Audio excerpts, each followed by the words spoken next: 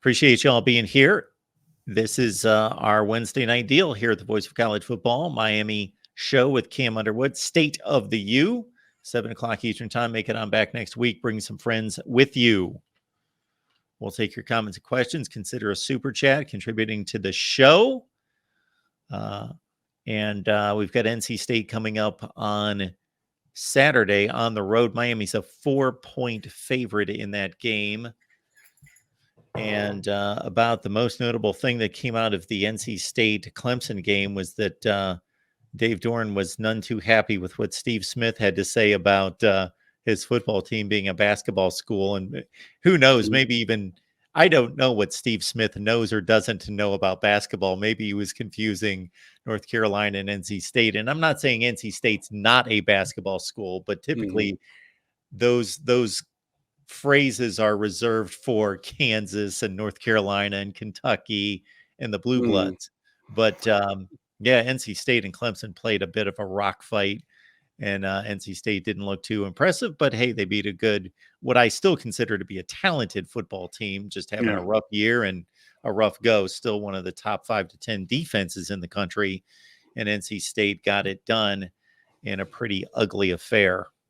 Yeah, the Textile Bowl, it had all that goodness. So, yeah, Steve Smith, going on there for a soundbite on game day. And Dave Doeren reads the tweets, heard the video, watched the video, all that stuff.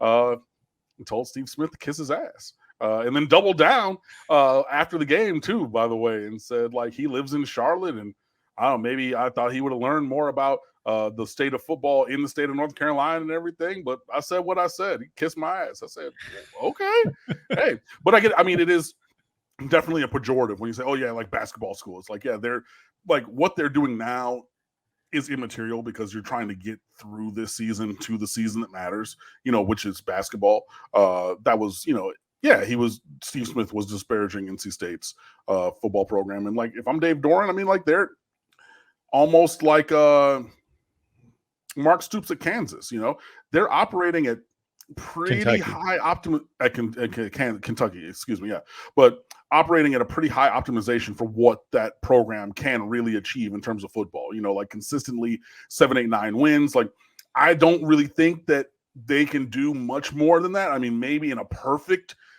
once every 60 years kind of a season, maybe, but like they're good for one, and they're pretty consistent in being a winning team, going to bowl games, putting guys in the league, graduating guys, like doing all the things.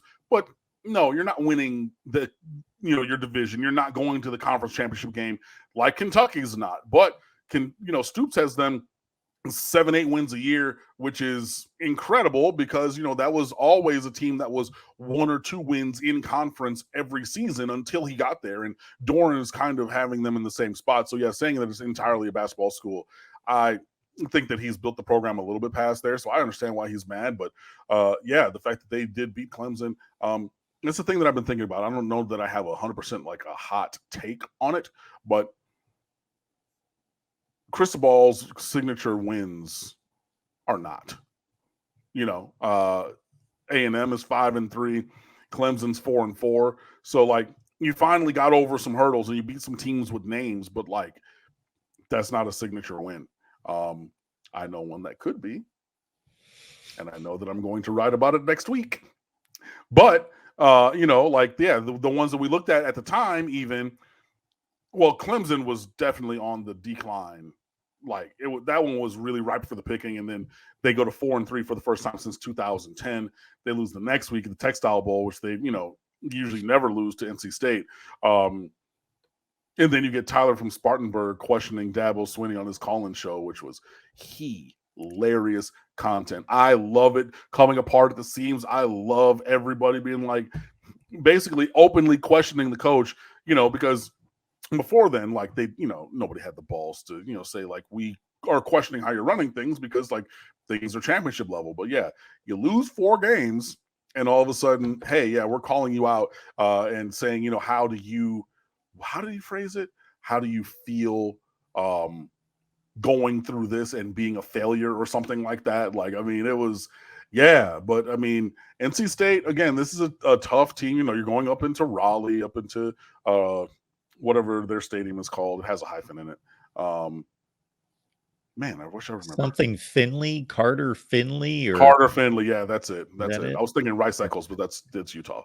Yeah. But yeah, Carter Finley Stadium. I'm I mean, a surprised place they that came up with that. we have won before and everything. They're starting to do a little bit better. Obviously, they beat Clemson, but like that's really not even, like I said before, the win that anybody who's beaten them this year would say is like as impactful a win as it would have been in any of these previous years. But they look a little bit better on offense with MJ Morris. He is more the style. He's the future quarterback. I remember preseason when asked about quarterback at NC State, I said MJ Morris, and I kept it moving. And then everybody, I did the reading. I was like, oh my God, that's right. Brendan Armstrong went there. What, like, wow. I don't know for why. But I get it. He was going back with his offensive coordinator from when he had 4,000-yard season in Virginia. I get why. But yeah, MJ Morris is more prototypical, dual sport athlete, baseball player, quarterback, but has much more of an upside. He will turn the ball over a little bit, so hopefully we get the benefit of some of those. But yeah, going into a tough environment, where we have played previously and everything, but we really have to buckle in, have to focus on this week, focus on every play, alignment, assignment, technique, and enthusiasm, I believe is what the coaching staff is calling it. But all of those things need to be there, and we need to just play every single play to the best of our ability. No breakdowns, no mistakes. Go in there, handle business, get this dub, and then move forward. But if you look backwards to last week, then Virginia, who didn't even beat you, is going to beat you this week. And for damn sure, if you look ahead to rivalry week, that game's going to get you before you. Like this is a prime look ahead spot for Miami, and you cannot have that. So you have to really dial in and focus. And again, like I was talking about before the Virginia game, which was homecoming, and I know that I saw it was very, very sparsely attended, which was kind of crazy. Like I had a work event, so I couldn't go, but like it was like 5 and 7 kind of attendance last week, but you only get a couple more of these, man. And the team knows that as well. Like, I mean, there's going to be an extra one at the end of the year, but you're 8 games in, you only got 5 more, even with the bowl game. So like each and every one of these count. I know that Miami will not be going to the college football playoff, but this is why, the college football regular season is the playoffs. Like every result matters, and you really, really, really have to dial in. And hopefully this team is able to do that this week. 58,000 tickets sold. I can't imagine that there were that many in the stadium. Absolutely not. Yeah, watching it on TV, it was 30-ish, maybe. I will say 2 things about the whole basketball thing and also about North Carolina State's status as a football program. One would be, as a football guy, but I have covered basketball in the past and have enjoyed it. So I do like basketball. I do not currently watch it, but I've enjoyed it in the past.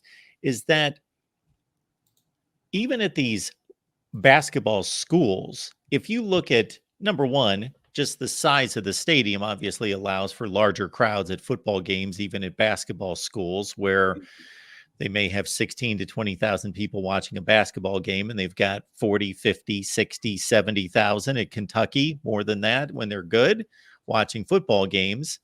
And then the other portion of that is the TV ratings would say football's still just a bigger sport. Even at basketball schools, I don't know if their TV ratings are as good for basketball games, most of them, as they are for football games. They're not, and we've seen those studies and everything, and especially because there's like so many more of them. But if it's not a tournament game or like, I don't know, even, but like, yeah, they're definitely not doing.